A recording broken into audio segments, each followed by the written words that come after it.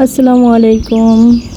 আজকে কয়েকদিন থেকে আসা যাওয়ার পথে কৃষ্ণচূড়া গাছের ফুলগুলো দেখি, কিন্তু লোভ আর সামলাইতে পারি নাই। তাই জামাই বাসায় আসার সাথে সাথে জামাইরে খাওয়াই দাওয়ায় তাড়াতাড়ি বললাম আমার ছাদে নিয়ে যাও, আমি ছাদে ঘুরতে যাব। ঘুরতে যাওয়ার বাহানা করে কৃষ্ণচূড়া গাছের ক্লিপ নিতে গেলাম। বাবা রে বাবা, আমার খালি চোখে যত সুন্দর লাগে কৃষ্ণচূড়া গাছটা, কিন্তু আমার ক্যামেরায় একটুও সুন্দর আসে নাই।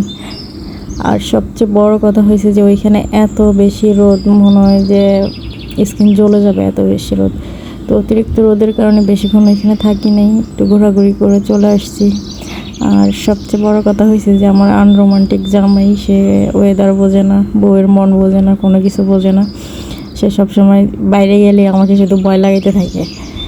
তো তার ছোটো ভাইরা ওইখানে ছিল, সেজন্য সে তাড়াতাড়ি করে ওইখান থেকে চলে আসছে, মানে হয়তো লজ্জা পায়, এটাই আর কি।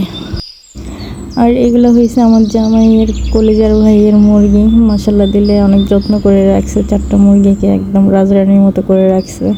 একসময় আমিও অনেকগুলো মুরগি পালতাম, প্রায় 18টা 20টার মতো। তো আমার মুরগিগুলো এখন আর নাই। আর এই পাশটা সবচেয়ে বেশি সুন্দর লাগতেছে, কিন্তু অনেক বেশি রোদ।